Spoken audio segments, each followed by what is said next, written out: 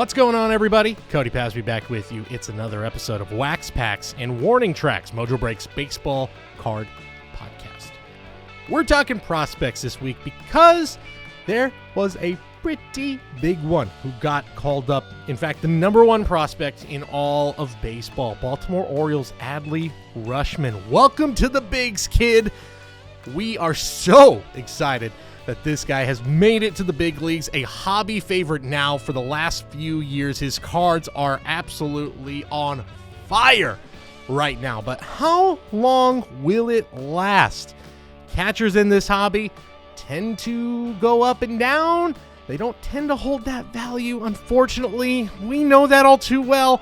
Buster Posey, Yadier, Molina, Joe Mauer, guys who might be going to the Hall of Fame, they just don't hold that hobby love. But are things going to change now with Adley Rutschman? We talked about that and much more with Dan Anderson. You know Dan from the High Mojobreak Zone. Dan, talk to me about Adley, how he's going to be doing, how he will fare, and are things changing for the catcher market?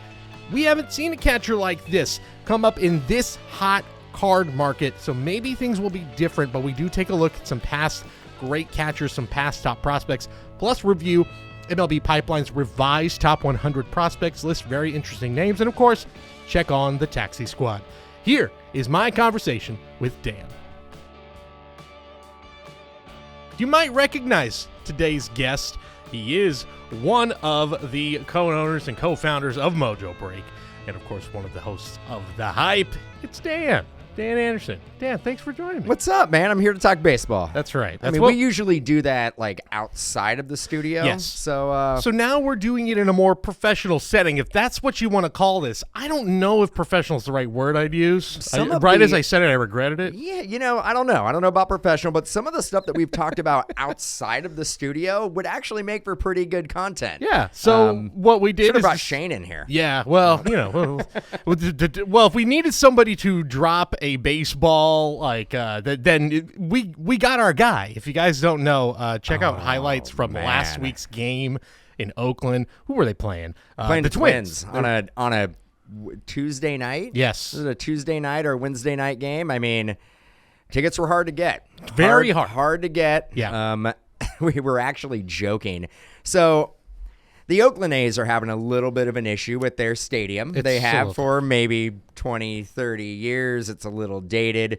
It's kind of like everybody's favorite dive bar when it comes to stadiums. There's actually, I don't know what company did there's it. There's a T-shirt that makes it. Yes, I got to find that shirt. Our shipping manager actually has it. It's one of the greatest good shirt.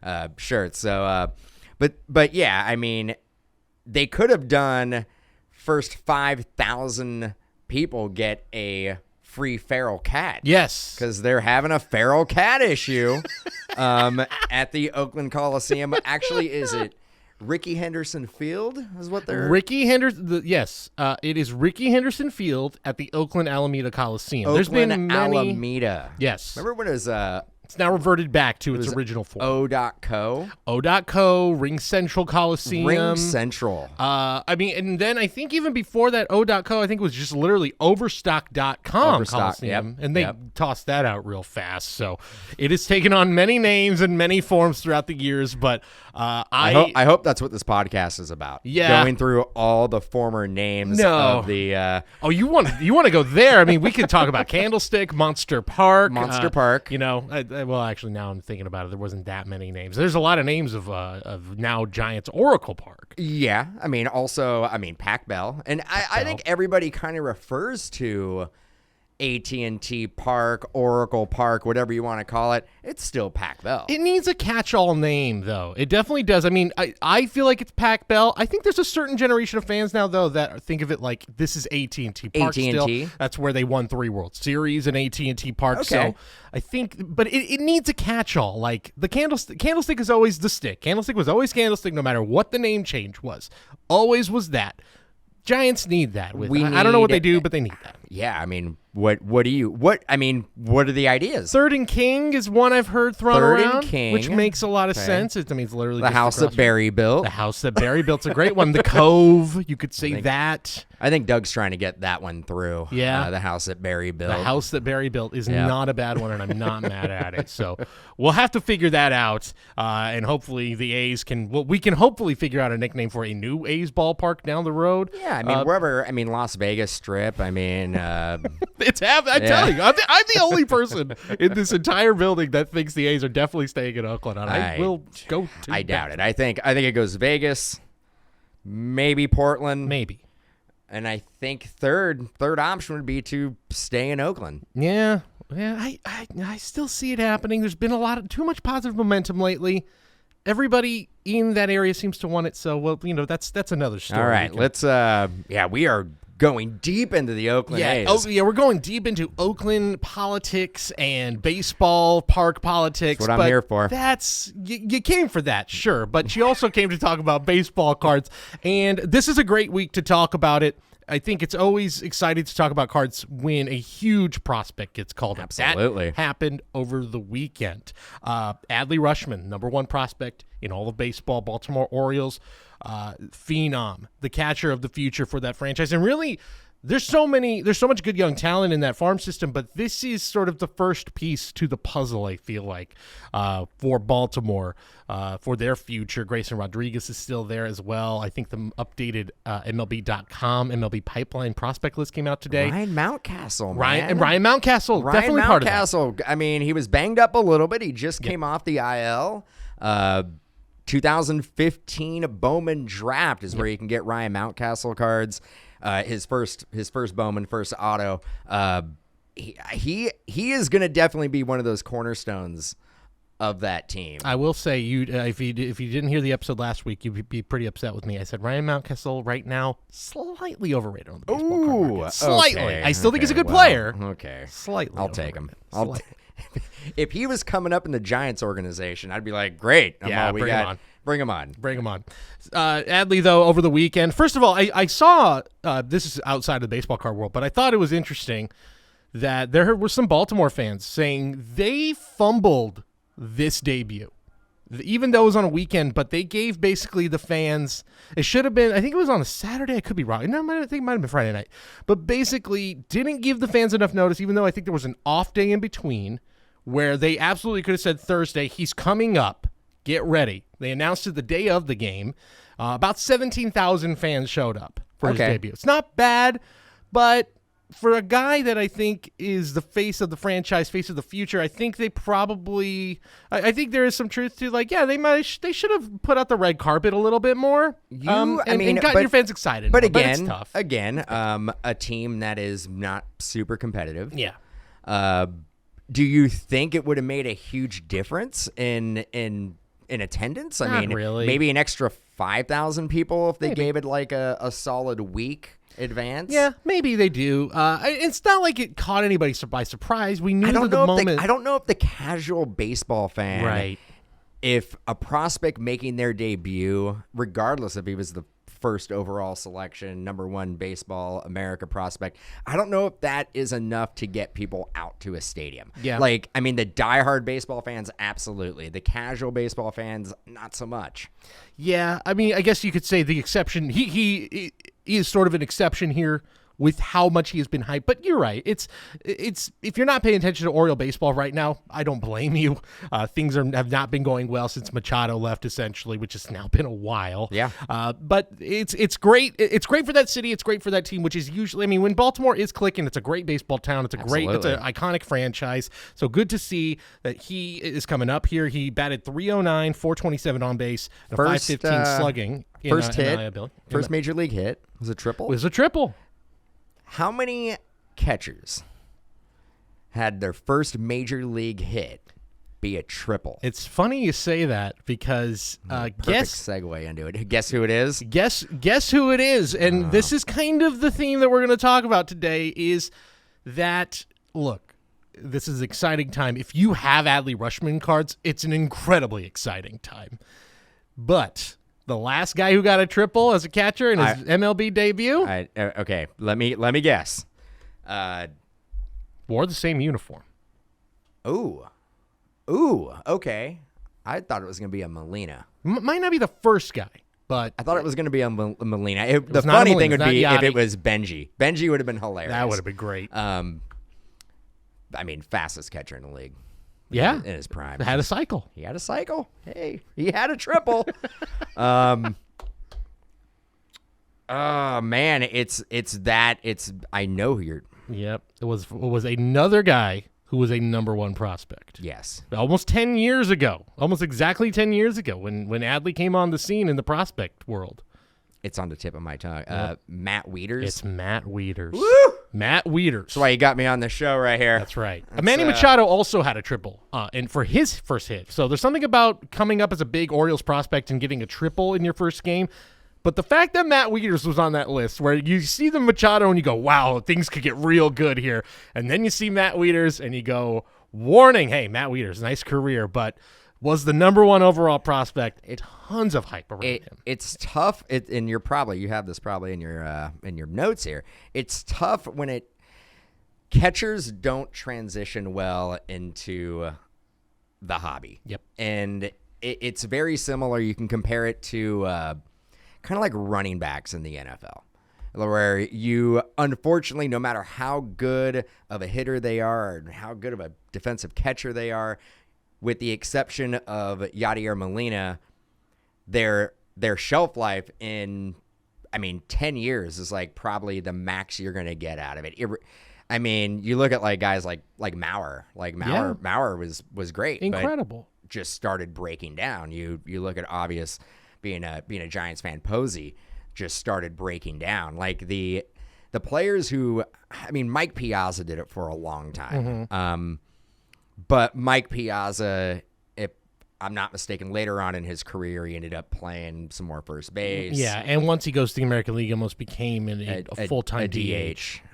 You're just try to think about catchers that have done it in the NL for an extended period of time. I know Rushman is AL, but it seems like AL, they don't want to have their DH also be their catcher. Right. It's like they view it to be a position that is going to have to produce substantial power numbers. Yeah. Now, this could be an interesting thing down the road, and we're going to look at some of these former top prospect catchers and how they fared in the hobby throughout their careers. Look at some guys who made it, obviously, some who didn't. I mentioned him, Matt Wieters. There was so much hype around him, but you mentioned the thing about the DH, that this could be something that works in Adley's favor now that DH is universal, that career could become extended. I know that's a long way away for a guy who just got called up, but I think it's worth mentioning. I should mention, before we do have this discussion about where these guys are selling, what's the market for catchers, on April 30th, a PSA 10 orange refractor first Bowman auto of Adley Rutschman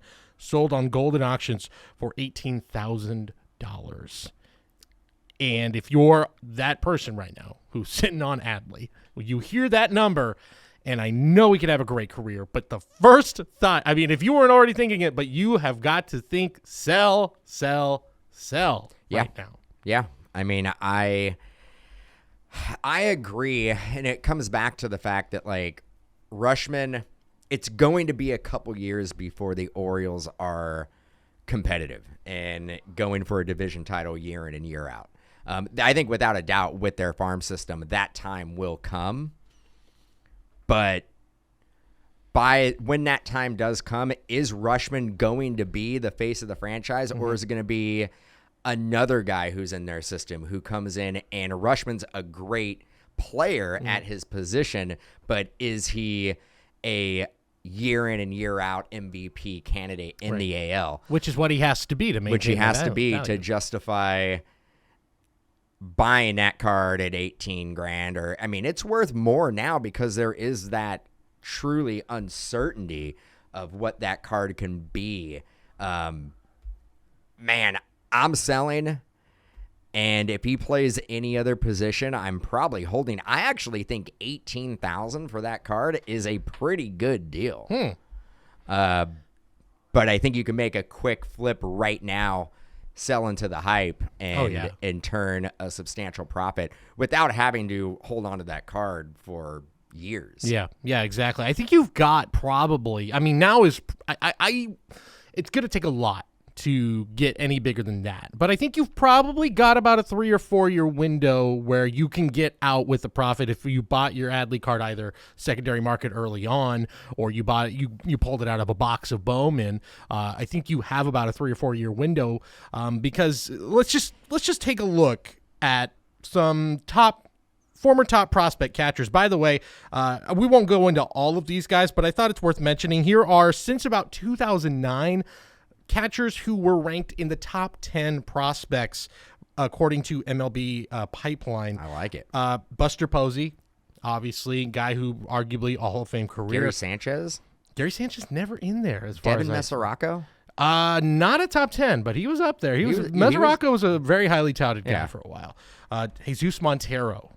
Okay. Big time prospect for a while. Okay. In the Yankee system, goes to Seattle, never really put it together. Travis d'Arnaud. Nice career. Good career with Atlanta's World Series champion. That is surprising. He was when he I was remember with the Mets. Mm-hmm. Yeah, I get that, but okay. He also bounced around. I think he got drafted by the Phillies, was in the Roy Halladay deal, then is in the R.A. Dickey deal when Blue Jays flipped him over to New York, and then now has found a nice spot in Atlanta.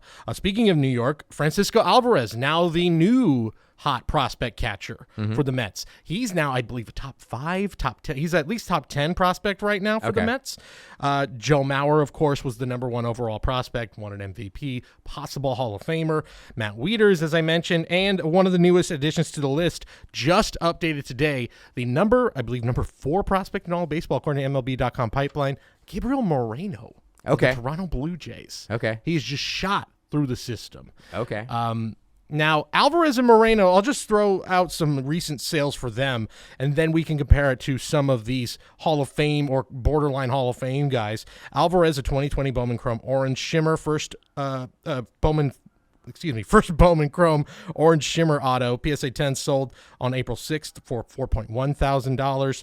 Gabriel Moreno, a raw red, numbered to 5, first Bowman Auto, sold for $8,000 or about $8,500. Yeah, I mean, that's red. It's red. That's red. Number to 5. That is, I know, I mean, is that a red regular or red shimmer? Red. Just says red. It's a Bowman Chrome red. Bowman Chrome red. So probably the substantial. Probably the regular red, because they also have like the red shimmer. Yes, not a red shimmer. The red shimmer, they don't sell for as much as what I call your daddy's red. Exactly. Red regular. Right. But reds, man, I mean, there's only one card that you can get that's going to be worth more than a red, and reds are tough to pull. Yeah. I mean, we open up a lot of Bowman, and I would say in every Bowman release, it be Bowman Draft or Bowman Flagship or Bowman Chrome, we only pull a handful of reds out of every release, maybe 1 or 2.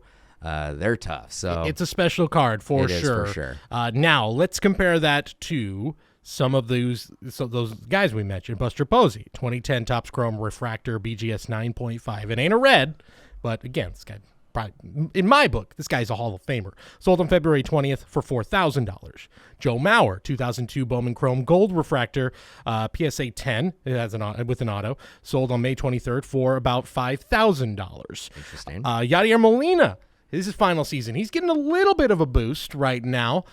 There's not a ton of his stuff out there, so maybe people holding on to it until maybe Cooperstown comes calling. Yeah, I mean, I think out of those 3, though, Yadier Molina is a first ballot Hall of Famer. It's interesting because you look at the offensive numbers, and there's so few guys now that I think I can't remember actually the last guy who made it into the Hall of Fame as a defense-first player. Because that's what Molina will go in as a defense-first guy. Maybe Ozzie Smith was the last guy? Yeah. I mean, but he definitely, I mean, he hit, though. He put up some pretty good offensive seasons, did it for a really long time. And you can say, as far as defense, in his time, he was the best to do it. Unquestionably. There's no doubt. I mean, not taking any defense away from Posey. Posey was great at like handling a pitching staff, calling games, understanding situations.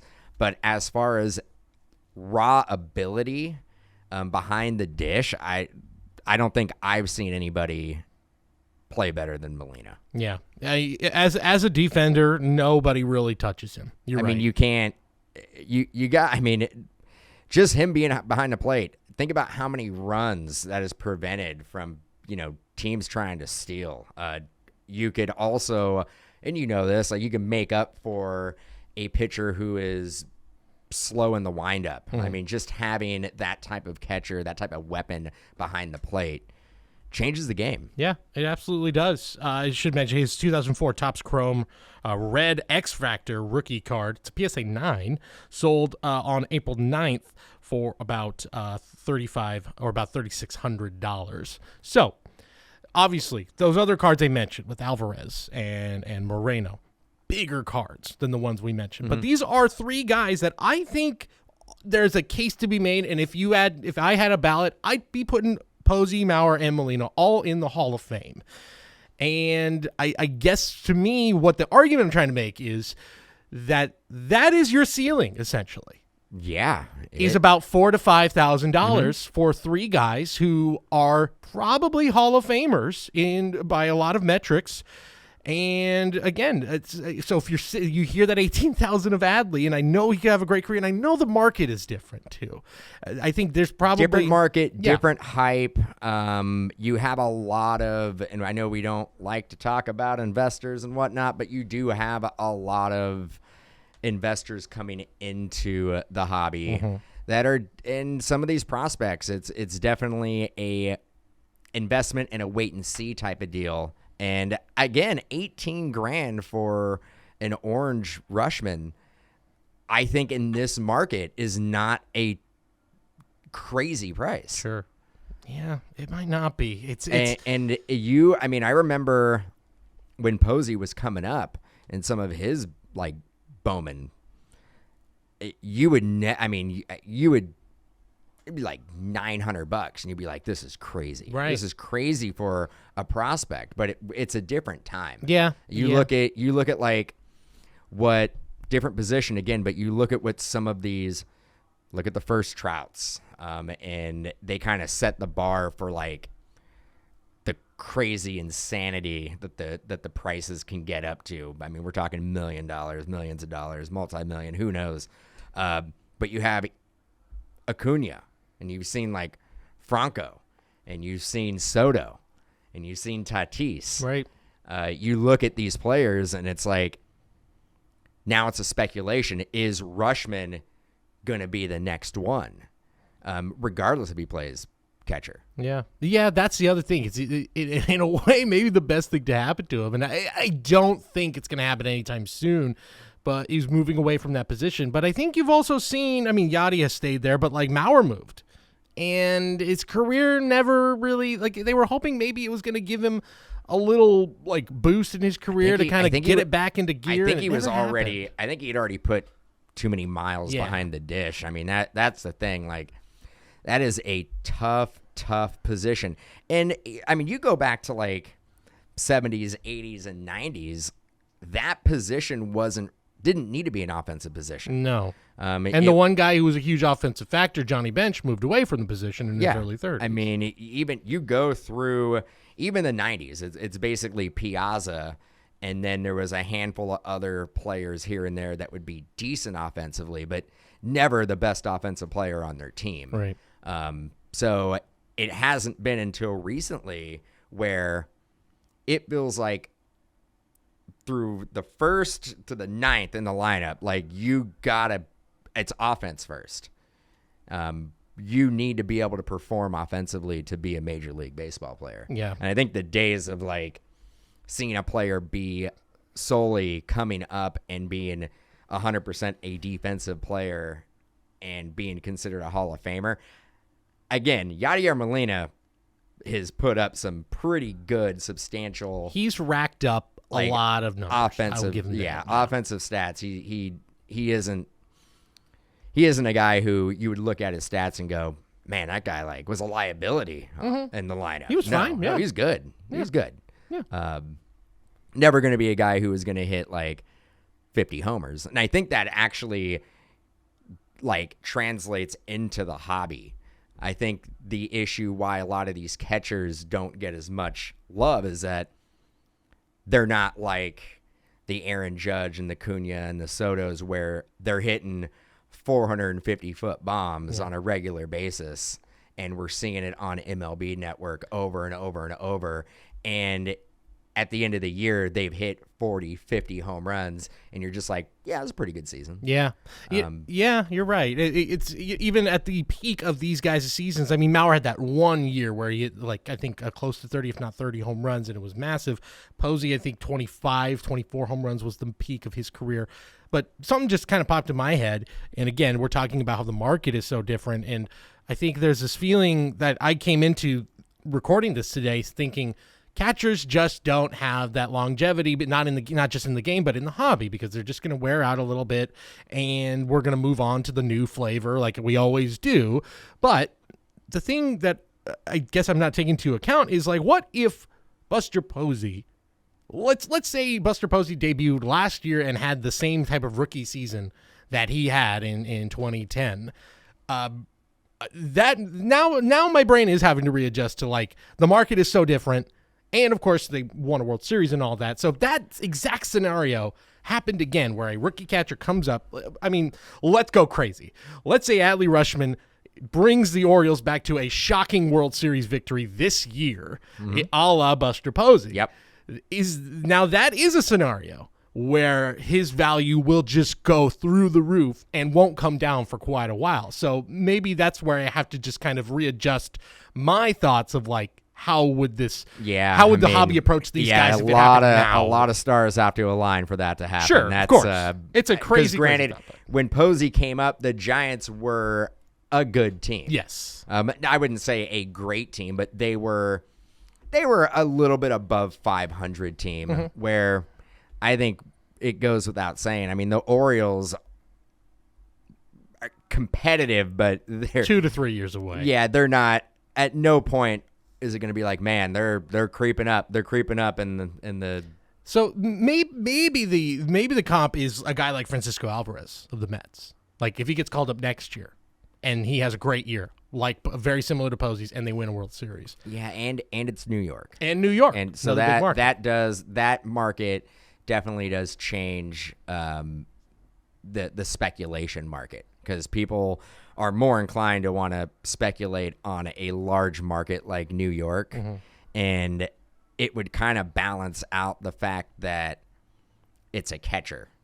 Yeah. So it being New York catcher, you'd be like, I'll still take a chance on it, because the fact that he's a catcher, him playing in New York is probably going to be a wash. Yeah, exactly. And you could really say maybe not New York, but the same for Moreno in Toronto, who he's pretty close, and that's another team that doesn't really have a log jam at catcher right now. They're a very good, very young, talented team that is probably going to be competitive for the next, if things go right, the next 3 to 4 years. So maybe the times are changing for catchers. I mean, I also do believe it. If you go back to, like, Soto and Acuna, they came up on a team and made a difference on good teams. Yeah. I mean, Soto, when he got called up, they ended up winning a World Series. Yeah.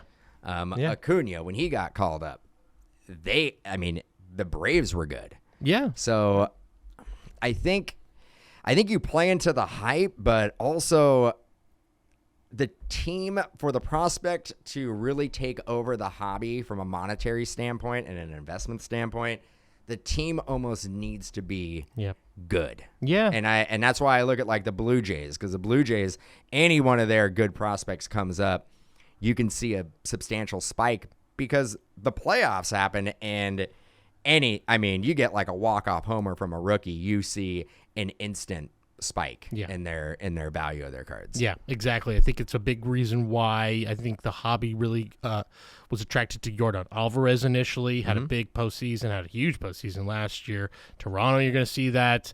So I think regardless of the position at this point, I think that's really I think you're right. That's the main, that is a big factor, is just, can your team, not only are you going to be a star prospect, but can your team also back it up I think you're seeing it now, even with Bobby Witt. Bobby Witt made his debut, hitting home runs here and there, but he's playing for Kansas City. Yeah. Kansas City is in a rebuild. probably not going to be a real competitive team come after the All-Star break. Torkelson might be in that same boat. Torkelson might be in that same boat as well. These are all teams, though, that in 2 to 3 years, they've done amazing work in the draft and international signings, and these teams are building their franchise like the Astros did, 10 years ago, where you see a lot of parallels in like how the Tigers are drafting and how the Orioles are drafting. The Blue Jays are one of those teams that they're in it right now. They're showing you what can happen, what the potential is. They are in the absolute, this is the apex of what they're trying to build. And they got to be one of the favorites to win it all. Yeah, absolutely. I mean, they need to get things going a little bit, but I think they're definitely, to me, they were my pick for the World Series. Yeah. So I like that team a lot. So let's just end it right here. If you are looking to where are we with Adley Rutschman at this moment in time? Does it get any better? I did see some PSA 10 chrome first Bowman base autos going for about, I would say, in the 1,500 to 2,500 range right now. So where are we at? It's a risk right now. And again, I know I said that at 18 grand for that Bowman, that orange Bowman is a good deal. The issue is that card can go down substantially if Rushman comes up, and it happens all the time with top prospects. We have been seeing with Joey Bart. It's happened with Joey Bart. It's happened with Mike Trout. It's happened. It's not crazy for a player to come up, have a couple good games, go on an extremely cold streak, and get sent down. Get more at bats in the minor leagues. Yeah. It happened to Trout. Trout came back up and he started performing.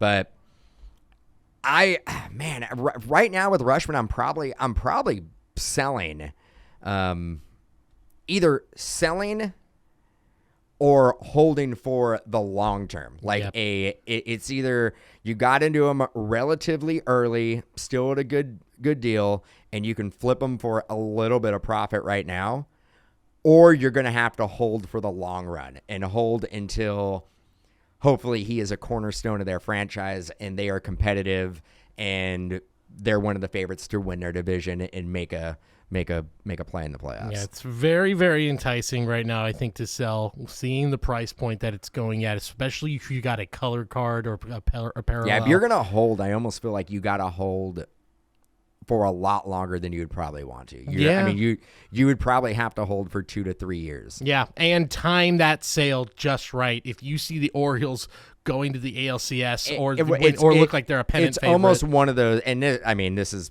hypothetical, but if I had a substantial Rushman collection, I'd probably hold it. I would probably wait until they had a season where he was an all-star and they were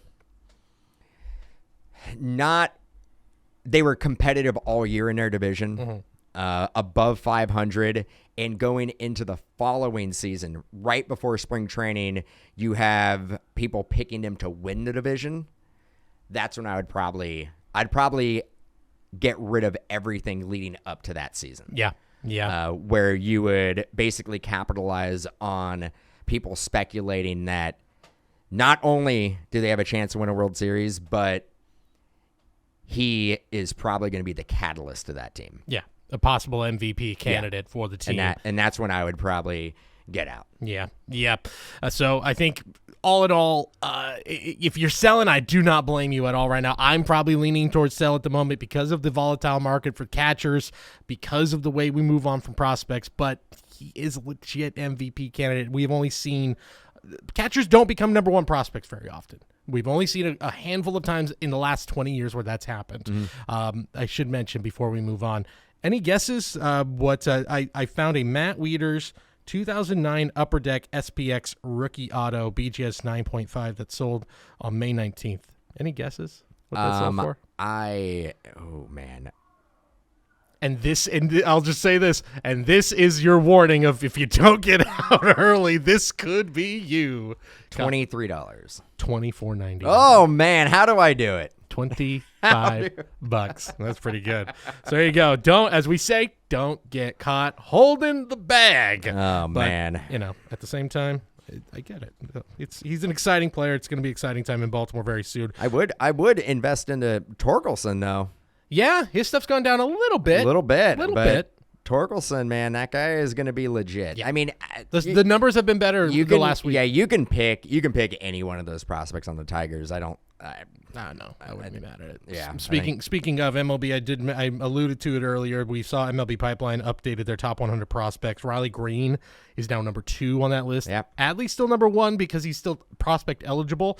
I think to me the most notable thing, 5 shortstops in the top 10. Anthony Volpe, C.J. Abrams, Noelvi Marte. Volpe is a top 10? He's number 5 now. Woo. Things are, look, we were, a few weeks ago, we were worried about. We pulled the superfractor. Jason, that's right. We pulled his first Bowman. It was same year as Dominguez. Yep. And that was the hot guy for Yankees. 2020. Yeah, you were looking for Dominguez, you were looking for Bobby Witt, and you were looking for Powassan. And we pulled the Volpe superfractor auto. Wow. Well, I want to say Golden had a red auto that sold for it was 6 figures. Yeah. He will be potentially he will be everything Jason Dominguez was supposed to be. And I should say Dominguez has been playing better lately. But okay, if you're saying there is a dip on Dominguez right now, I'm buying Dominguez. Yeah, he's actually been. You know what? It's funny, and this is why I am not a professional scout. The last 2 weeks, the 2 guys I mentioned, this is not good. Trevor Story and Jason Dominguez. Trevor Story just hit 5 home runs over 3 games against the Mariners, and Jason Dominguez is on fire right now. So don't listen to me. Basically. Jason Dominguez, I'd buy on Dominguez. Yeah. As far as Volpe, if I'm not mistaken, he is a shortstop. I don't know if he's going to be a shortstop, but I feel if you come up in the Yankees organization as a shortstop, you have some pretty big shoes to fill. Mm-hmm. And being compared to Derek Jeter on a regular basis and maybe not performing or going into a slump is going to be tough. I think you saw it with, it's not, there's been 2 guys that I think have really tried to fill in substantially since Jeter retired, and it's Didi Gregorius. Oh, I knew you were going to go Didi Gregorius. Didi Gregorius was never going to be. No. He wasn't. He was not. And it wasn't fair that he was like the next guy, but he was a top prospect in the Diamondback system. But he was not Jeter. And being a Giants fan and seeing Didi Gregorius come up through their system, at no point, no, I was like, man, this guy's going to be the next Jeter. He goes to the Yankees. It's not fair to put on that jersey, play that position. And that's why I feel that I don't know if Volpe can ever live up to the hype. Number 5 prospect now, this is going to be heaped on him. He could be an amazing player. Mm-hmm. But day in and day out in that market, trying to perform at that level, always being compared to that guy, that would be tough. And the other guy would be Gleyber Torres, who again, kind of unfairly, because he should have been a second baseman. They had, I want to say, did they have a cross? No, Cano didn't have crossover there. But nonetheless, he was a guy who should have been brought up as a second baseman, played shortstop, and didn't perform well at all at shortstop. The numbers were there offensively, but then the defense started getting there was a bunch of defensive problems, and he really has not been the same guy at the plate ever since. So you've got 2 guys that, again, I don't think that both of those situations were not chosen, sort of the chosen one situations. It will be with Volpe. Whether it's fair or not, I get it. But if you have an extra, $150,000, $200,000 burning a hole in your pocket, And knock yourself out. And he hasn't made his professional debut yet. And I would be extremely concerned with the fact that the New York media could very easily destroy this kid's confidence in a extremely short amount of time. Yeah. And I think that is a high risk investment. I think he is going to end up being one of the ultimate risk reward guys. I would basically say don't do it and go Jason Dominguez. Yeah, maybe. I think with Jason Dominguez, He's cooled off considerably. You can see, he can show up and he's going to be compared to other great Yankees, sure, but he's not going to be considered like compared to the Yankee. Yeah. Like, I mean, it's one thing to be compared to Judge and Stanton and all the great Yankees that have played throughout the years, but man, trying to fill the shoes and be the next Derek Jeter. I mean, Dominguez is gonna play center field, right? I believe. Mickey Mantle.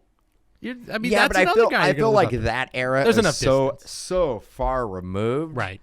That I mean, how many people go to the ballpark that remember going to Yankee Stadium and seeing Mickey Mantle play? That's right. At this point, tough to find him. Right. Whereas about probably 70-80% of that crowd all remembers Derek Jeter. Oh, absolutely. Yeah. I mean, you go to Yankee Stadium and they probably sell more Derek Jeter shirts and jerseys and memorabilia. He's probably a top 5 guy still. Yeah. You're right. Yeah. He's probably top 5 in memorabilia at Yankee Stadium to this day. It's so enticing. The reward of what if Volpe does become an incredible shortstop. And Dominguez, there's been just a lot of red flags for me personally. I great that he's turning it around. I just don't ever think he's going to live up to that initial hype. But Volpe, the thing with Volpe is not only he has to come out and perform individually, mm-hmm. he has to put up stats individually, both offensive and defensive. He needs to be a catalyst for a team to win multiple championships. Yeah. Like, I mean, there's things that, like, are out of his control that are going to affect his hobby value. Yeah, that's true. It's crazy to say this after last week. I was saying, be warned about Dominguez, but, and again, I like I said, I like Volpe probably more. But probably maybe the best thing to happen to Dominguez is the spotlight being taken off of him and putting right onto Volpe. Yeah. I didn't expect it to happen, and here we are. It should be interesting. Yeah, like I mentioned, 5 shortstops in the top 10, 8 in the top 22 overall. Khalil Watson's in there. Jordan Lawler's in there. Marcelo Meyer's a top 10 guy right now.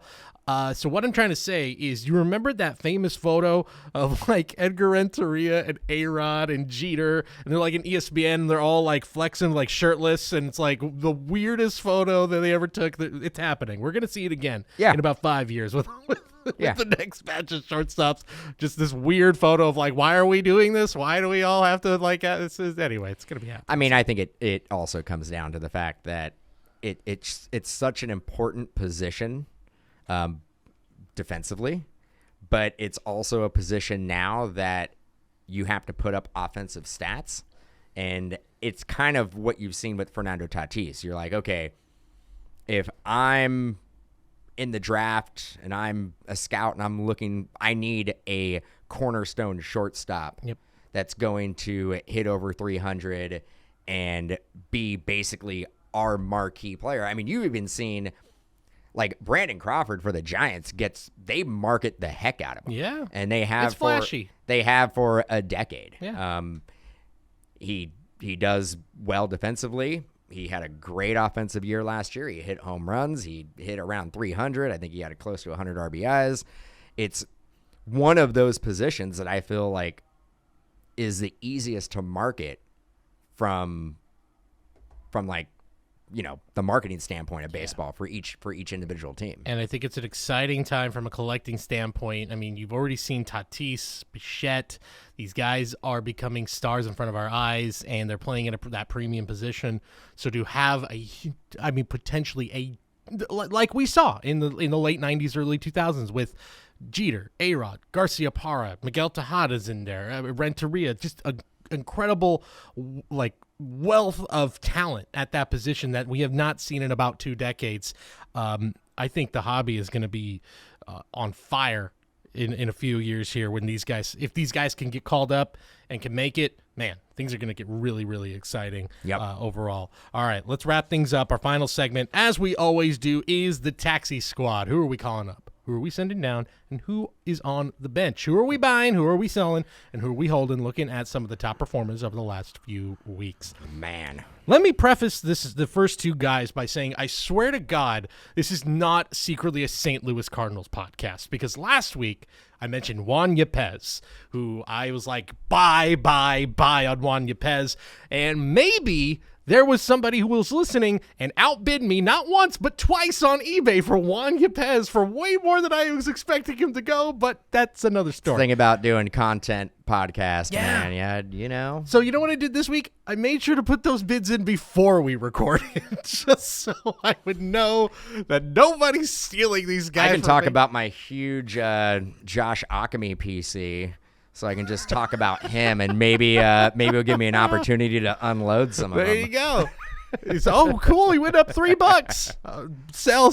All right, let's start with the first guy. This is a very noteworthy name for prospect collectors, Nolan Gorman, who was called up this weekend by the St. Louis Cardinals. One of their top prospects, third baseman, which has been kind of the issue, is that, if you can't play third, well, play first. Well, they've got these guys, Nolan Arenado and Paul Goldschmidt. Have you heard of them? They're pretty good. So he doesn't really have a place to play right now. But Tyler O'Neill and Dylan Carlson are both hurt right now, so he's getting some DH outfield time.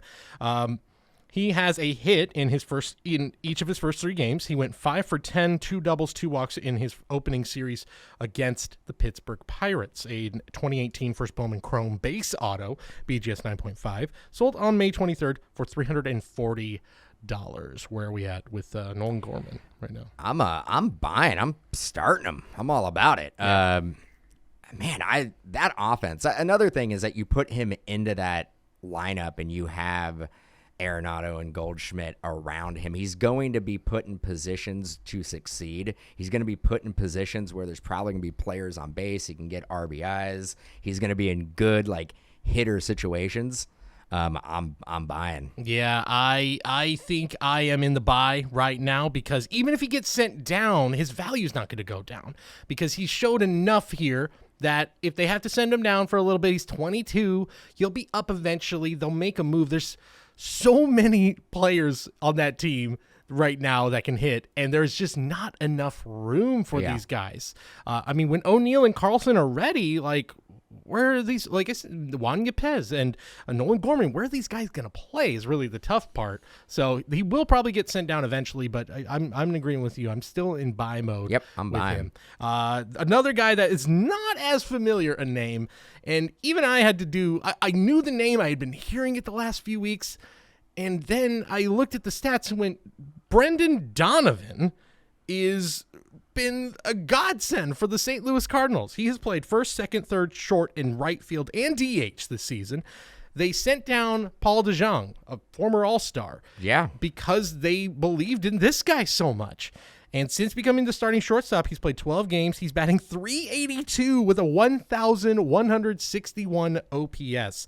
Now, he's not as young as Gorman, who's 22. I think Donovan's 25, but young enough that if he puts it together this year, he could have a substantial major league career and do really great. His first Bowman's in 2022 Bowman.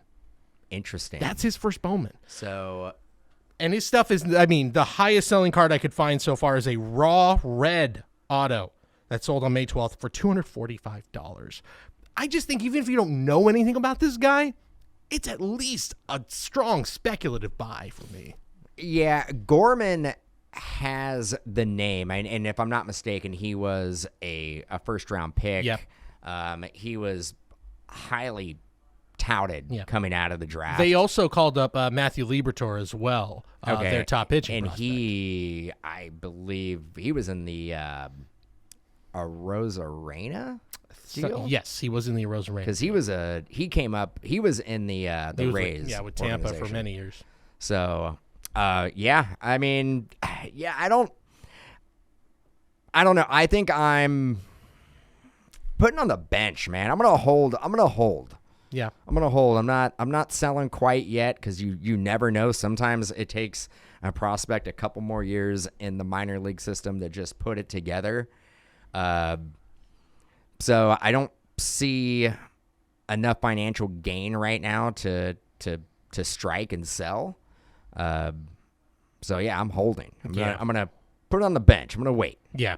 I think that's fair. I think either you're holding him or like I said, I think for me, like I'm seeing enough cards that are going still for low prices for first Bowman autos. And again, it's because it's a guy that no one was thinking about. And 2022 was like a loaded product, and he's a great thing about prospecting baseball products. You never know. You never know. Absolutely never know. And this guy's also going to get playing time. That's, to me, the biggest key. He is their starting shortstop now for the foreseeable future. The Cardinals, once again, man, I don't know what they're doing, but they are just like, they've got a prospect factory somewhere where they're just turning out guys that, like, no one heard of these guys. Yep. And now here, I mean, Gorman, sure, but like 2 weeks in a row now, I've mentioned guys that weren't on my radar at all to begin the season, and now I think they're both strong buys. So, Cardinals, sweet. They do it again. Damn it. Cardinals. All right. Next up, another top prospect, a guy that I think Gorman, if you're looking at a parallel of what will the Nolan Gorman situation be in about a week or two, Royce Lewis. Roller coaster ride of a prospect career so far. First, the number one pick in 2017. Yep. Things were as high could get. Things were great if you were PCing him. Things were looking good. Then 2019, kind of a dip. And then 2020, obviously doesn't get to play at all. 2021 hurt for the entire year. He's basically missed 2 years. In his last full year, he didn't look that good. Here we come in 2022. He's on fire in AAA. He comes up to the major leagues, and he played 11 games. He batted .308 with an .889 OPS, and in AAA, he's got a 1,005 OPS in 103 at-bats. Things are going really well right now, suddenly, for Royce Lewis, even though he did get sent down. Carlos Correa's there. Interesting situation going on in Minnesota with the Carlos Correa's future, but his 2017 Bowman Chrome Gold auto, BGS 9.5, sold on May 4th for about $1,600. Again, I mentioned Carlos Correa. He can opt out after this year.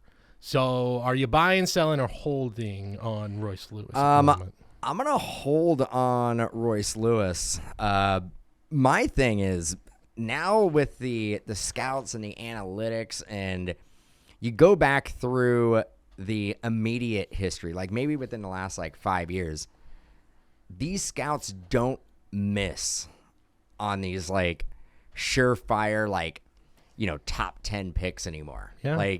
You go back 20 years and it was 50-50.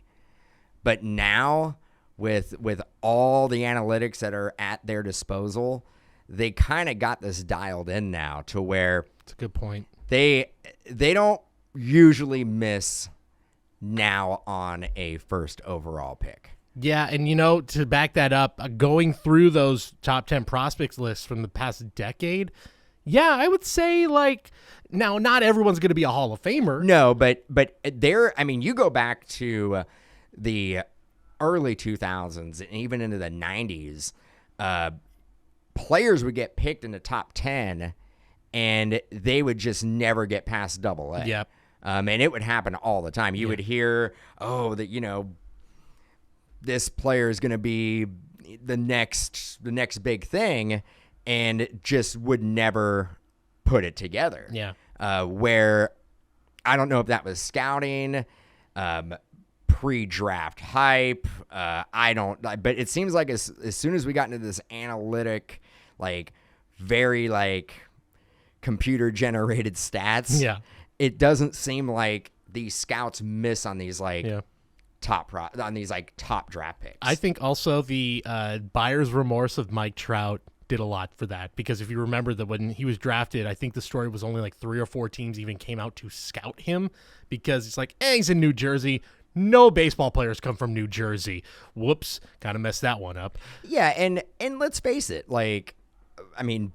baseball scouting is big business. at this point. If you're going to build a franchise that is going to compete, you have to be able to do international signings and hit in the draft. Yep. You can't go 10, 15 years without hitting on a draft pick. You will be a terrible franchise for a substantial amount of time. So I think that goes into it as well. Maybe, there used to be a scouting department 20 years ago that was 5 scouts. Well, now I think each team has a whole department, probably hundreds. And then you have scouts that are underneath scouts and then you have scouts that are underneath scouts. So I think the amount of legwork and travel that goes into scouting amateur athletes now, especially in baseball, is way bigger now than it has ever been. Yeah, 100%, 100%. And yeah, like you said, to your point, you go back 10 years, of those top 10 prospects, minimum 6 out of 10 are major leaguers. Most of the time it's 7, 8 out of 10 guys. And you're looking at all-stars. You're looking at huge names in that list. It's pretty consistent. Yeah, and I would say, again, you go back 20 years ago and you take the first round, and 50% of that first round would make their major league debut, let alone be a great player or an all-star, just get to the show. Yeah. Now you look at the first round and you fast forward 3-4 years after that, and I can almost guarantee you 80% of that first round, again, may not be future Hall of Famers or best player on their team, but they've made a debut. Yeah. They've been to the show. They've been in the league. It's rare now for a player to get drafted in the first round and just never make it. Yeah, they're taking a spot on the Major League roster, which is the least you could ask for from these guys. And to take it back to Royce Lewis, again, a former number 1 pick, it's been great to just from, rooting for the guy. It's been great to see him figure it out. And also, it does make you realize he's only 22. Mm-hmm. It felt like we had been following him in his career and his path towards the majors for a long time because he got drafted so young, but he's still got so much time. And I think the interesting thing to watch is, for me, he's a super strong hold. Definitely hold on to him because the value's only going to go up. The thing to watch will be, what do the Twins, are the Twins going to keep being this good? They're an extremely good team right now, one of the better surprising teams in baseball. Byron Buxton looks like a legit MVP candidate. Joe Ryan, young pitcher, looks really good right now. What do they do at the deadline? Do they remain this good, or if they kind of are right in the middle, are they compelled to trade Carlos Correa and get a nice haul for him? Or even if they're competing, do they trade Carlos Correa? It sounds crazy, but if they have someone like Royce Lewis waiting in the wings, if you can fill another piece and you've got him, maybe not the craziest thing to entertain. Them signing Correa is just bizarre. It was weird. It probably also shakes out to a really odd offseason where you had the lockout, and I don't think Correa ends up going to the Twins if there isn't a lockout. Mm-hmm. I think he ends up getting a ridiculous contract from a big market team. It just seems like he kind of was like, I'll take a contract where I can do a little show you contract, show you year, and then basically opt out and go get my mega contract somewhere else. The crazy part of the Correa deal, and it kind of just popped in my head, the 3 teams that were factors here: the Astros, his former team, there was rumors he was coming back; the Yankees, who I think a lot of people thought if he's going anywhere, it's New York; and obviously the Twins, who signed him. Your 3 division leaders as of right now. So everybody turned out just fine in that deal. So it'd be very interesting to see if the Twins are compelled to make a trade. Be wild. I don't know if you trade Correa to the Yankees for Jason Dominguez. Yes. Oh man, Dominguez and Buxton in the same outfield. Let's do it. Sell Jason Dominguez because a lot of Jason Dominguez's hobby appeal is the fact that he's a Yankee. Yeah, that's true. Austin Martin also, man, they would have a lot of prospects coming up. Austin Martin there now from Toronto, of course. So Twins, good future. Real good future. Twins, good future. Last one for you. Let's talk about one veteran player. This was a guy that there aren't a ton of his cards out there. But a guy that for me going into the season was on my like buy low, like this is a guy that I really believe in list, and it hasn't panned out. It's Marcus Simeon of the Texas Rangers. The second lowest OPS among qualified hitters right now. He has 0 home runs as of today. Being a Giants fan, he was rumored to go to the Giants. I would have been thrilled. And I think he is from the Bay Area. Yep. And from Berkeley. He did amazing things in Oakland. And I know the A's fans were bummed to see him go. Yeah. I mean, an MVP, he finished top 3 in MVP twice, once with Oakland, last year with the Toronto Blue Jays, an incredible year with Toronto where he kind of redefines his career and becomes a second baseman. Looked like an easy pick for he's going to get a huge contract because of course he is. He's still like 30, 31. Like he's got plenty of time left. He's going to have a great end of his career. But as I mentioned, a 477 OPS, a 234 slugging percentage in 39 games. And, of course, he signed that 7-year, $175 million deal. 2014 Topps Chrome Red Refractor, non-auto rookie card, number to 23, a PSA 10, sold on April 25th. And, I mean, there's been a month of baseball since then for $425, which if you told me that in April, I would have been like, that's a deal for that guy. And he's traveled around. If I'm not mistaken, I want to say, he came up in the White Sox organization. Started with the White Sox, was part of, I can't remember the deal. It was like a small deal for Oakland, and then they believed in him to make him a shortstop, and to his credit, became an excellent defender and an offensive force in those last few years. I mean, I'm staying away. It's tough. You get that type of contract, and you don't put up the stats. You've seen it with multiple players. It weighs on them. And then they start going away from what worked before. They start pressing, and it usually gets worse before it gets better. It's almost like you need, and I know it's quick. He just got there, but a change of scenery sometimes is what these players need. Yeah. 40 games into a season is that's a significant amount of the season. Yeah. So even if he can dig out of this hole, I think you're still looking at at best, maybe an OPS in the 700s, and it's not going to look good. And can he dig himself out of that coming into the next few years? I don't know, but the days of where I was thinking, what a deal, this guy deserves so much more hobby love, it's not coming anytime soon. Nope. Yeah. Well, I think that's going to wrap it up for this week's episode. Dan, thank you so much for talking ball with me. Any guys we didn't mention that you're a strong buy right now, or any guys that you got your eye on? We talked about the Tiger guys. I think Riley Green. And I've always, and I think he got sent down, and I love this guy, and I think he is going to be an all-star at some point. Joe Adell. Yeah, I still think it has been a very peaks and valleys with not only his career but his in the hobby as well. It's been all-time highs, all-time lows, lows, highs. He's shown flashes where I think he can be a superstar in the league. Yeah. Anytime I see dips on Joe Adell, I think it's a pretty safe bet, because I think at some point it takes sometimes these players well into being 24, 25, 26 to just turn it on. I mean, we're seeing it with Byron Buxton. We saw it with, we mentioned him in the segment, Brendan Donovan. These guys are. It took Buxton a fair amount of time the defense and the intangibles, the tools were there. It's just from an offensive standpoint, it just sometimes takes a little bit longer with some of these prospects.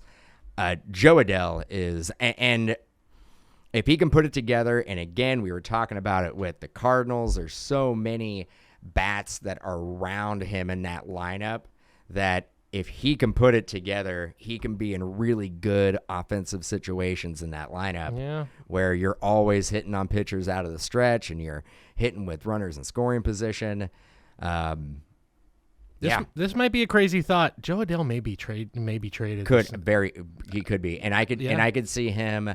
I could see him going to a team like the Dodgers, Like, the rich get richer. Oh, no. But I could see the Dodgers moving somebody, maybe somebody in the bullpen, something like that. They always have a really good prospects that they tend to package up in deals. Yeah. And I could see him fitting well, just going, not having to move, just going, other league. Yeah.